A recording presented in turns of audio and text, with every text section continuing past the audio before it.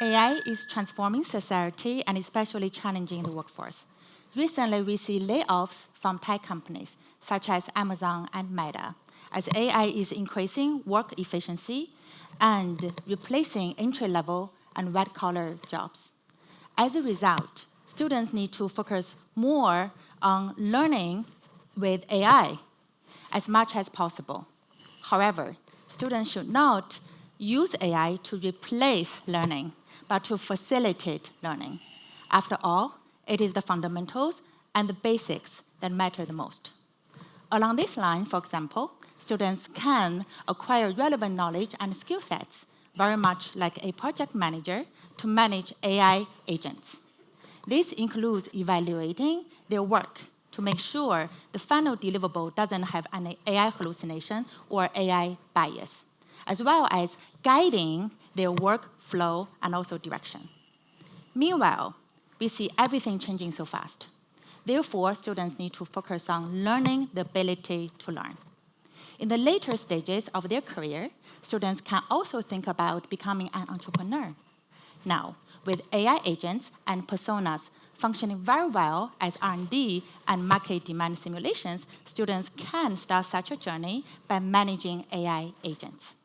If managed well, it is a much easier journey than managing a large group of people. In a nutshell, AI works as an amplifier, like a cape that can bring out a person's superpowers. Today, many of the conversations about AI in schools are framed around control, what students should and should not be allowed to do with AI. If we keep that frame, we're going to end up with the battle of the bots. School systems will have their bots generating policies, creating assignments, and monitoring student use of AI. Students will have their bots completing assignments and evading the detectors. My money will be on the students.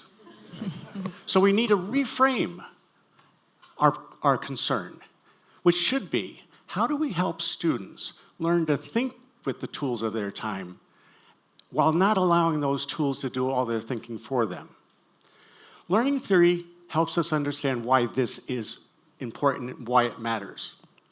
Vygotsky described the zone of proximal development, wherein this is the space wherein learners can do more with support than they can yet do on their own.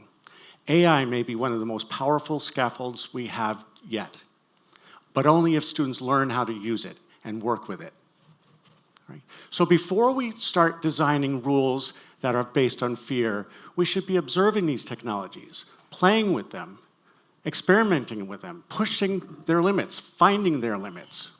For if we're hoping that students play a major role shaping their futures in the age of AI, rather than just adapting to it, right? We need them to have the opportunities to see it, play with it, and create with it. The future will be shaped not by those who don't use AI or who avoided AI. It will be shaped by those who have learned to think with it.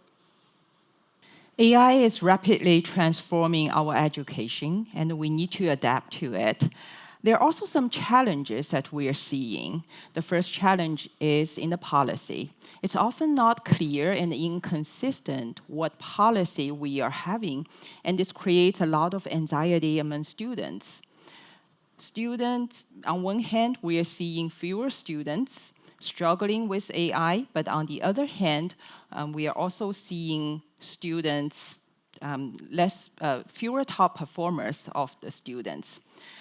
So by having a transparent AI policy in place, we allow students to disclose the extent how they use AI. The second challenge is in the assessment. Traditional assessments such as take-home exam or online exam may not be the best way to assess students anymore. When students use AI, they will get the correct answer, but there are very little that they retain after they get the answer.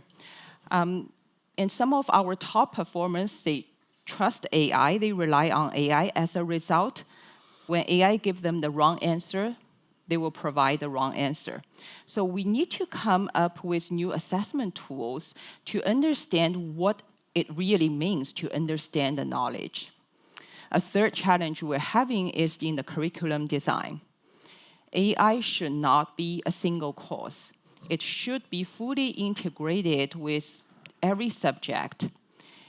And it's very difficult, even for professors, to keep up with the fast development of AI. One of the solutions is called experiential learning, meaning that students learn by doing. Students learn by doing real-life projects, and the professors will learn alongside the students. In short, AI is transforming the way we learn and we think. AI is being developed fast. Just within a few years, we have already seen a lot of great advancement about many different large language models, as well as tons of exciting applications across industries. As of now, we see AI algorithms are replacing some of the white-collar jobs that are dealing with information. However, as the cost of building and manufacturing robots decreases, we will see more and more physical jobs, including plumbers' jobs, to be potentially augmented or even replaced by the use of robots. It is a matter of time. Meanwhile, AI does generate new work opportunities, such as AI agent supervisors, designers, and developers. As I said, students need to focus on learning the ability to learn, to build their ability and creativity that are the very core of our human advantage. And then AI can come in as an amplifier to amplify these qualifications, to make our dreams come true more easily than before. However, if students choose not to pay attention to learning, you will see mediocre and entry-level jobs to be replaced by AI very easily. We will see polarization in the job market more and more. In the future, we will see massive productivity with any market demand being met. Humans can enjoy the massive productivity without sacrificing our life for work. However, we still need to make sure that humans are still in control or in charge. Therefore, we need collective efforts from educators, educational institutions, as well as regulators, all together, and tech companies, all together to ensure that human workers can transition and reskill with dignity. Now is the time to rethink the structure and function of schools. In the past, advances in technology may have pushed us to tweak our educational systems, but they never forced us to radically redesign them. Now AI is forcing us, compelling us, to rethink how students work. And more importantly, to rethink what is most important to work on, what is worth doing. Right? Today, the world is filled with complex problems: humanitarianism, immigration crises, climate change, transportation, energy systems needed to power AI itself. None of these problems fit neatly into the siloed subjects that we have structured our schools around. So if students are to work on problems like these, and they should and they can, then they will need powerful new tools. They will need new ways of thinking, and they will need schools that are designed to support these activities. So before we construct fear-based rules, we need to be observing these technologies. We need to be experimenting with them, manipulating them, tinkering with them, finding the limits and pushing their limits. We know that learning is a social activity.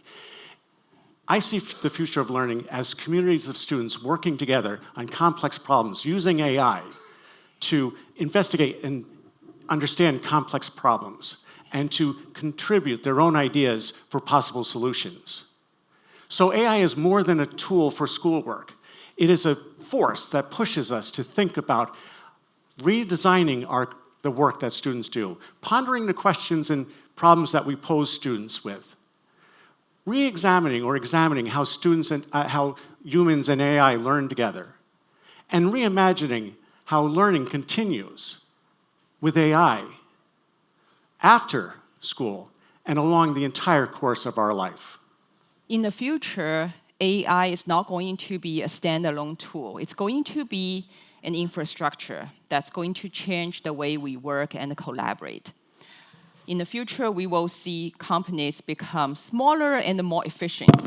We'll start to see one-person organizations where one people with the help of AI can do the work that originally required a team. So what does that mean to us? Knowing AI knowledge itself is not enough. You have to combine AI knowledge with domain expertise. So we'll have AI cross finance, AI cross healthcare, AI cross marketing, AI cross legal. These are the advantages of AI. On the other hand, some may wonder, will foundational knowledge disappear? Is that going to become obsolete? I don't think so. Why? Because AI hallucinate. AI will confidently tell you something that is absolutely fake and fabricated. Without the foundational knowledge, you will not be able to tell when AI is hallucinating. That also tells us that expert knowledge, innovative, reliable, and trustworthy knowledge will become more valuable in the future. Another shift we'll be seeing is the change of skill set. Knowing the correct answer is not enough. We need to know how to build with AI systems. We need to know how to design new workflows. We need to be able to evaluate and judge the output of AI. Last but not least, policy, regulation, laws need to keep up with the fast development of AI technology. We need to learn to use AI responsibly and ethically.